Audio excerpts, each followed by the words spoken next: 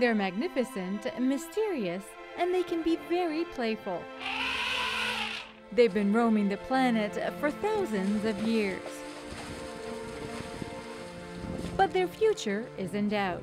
Elephants are facing a lot of challenges all over the world. And that's where Dag GOERING and his wife Maria COFFEY come in.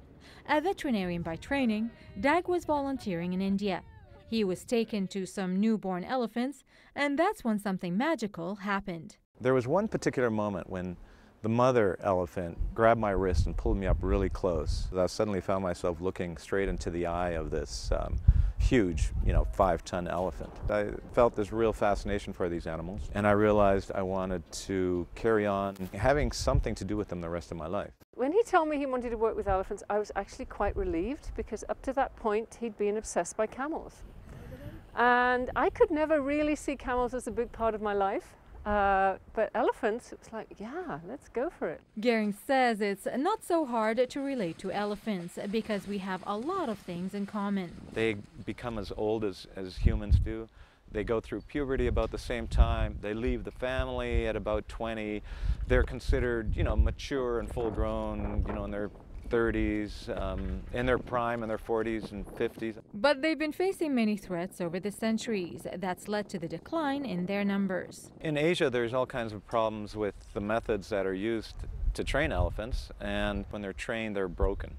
The way, horses used to be broken here. They're basically physically and mentally tortured until they submit. Dag and his wife Maria embarked on a journey to help conserve and raise awareness about elephant populations worldwide with their Elephant Earth initiative. Elephant Earth initiative is the conservation branch of our company, Hidden Places Travel. Through the trips that we lead, we raise money to give to grassroots projects that are working with captive elephants or wild elephants. And we also work with people who share elephants' land as well. The couple has been involved in several initiatives all over the world, including an anti-poaching project in Kenya. There's a huge rise in every elephant area of the killing of elephants for ivory, and there's just a mass slaughter happening now, particularly in Africa, of elephants.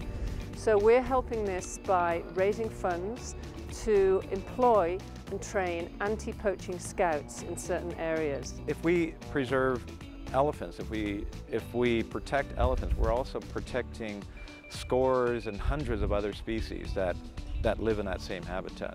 Dag and Maria realize that things take time to change, and even if it's like adding one drop in a huge ocean, they're hopeful that the difference they're making will help these animals survive for many more centuries to come.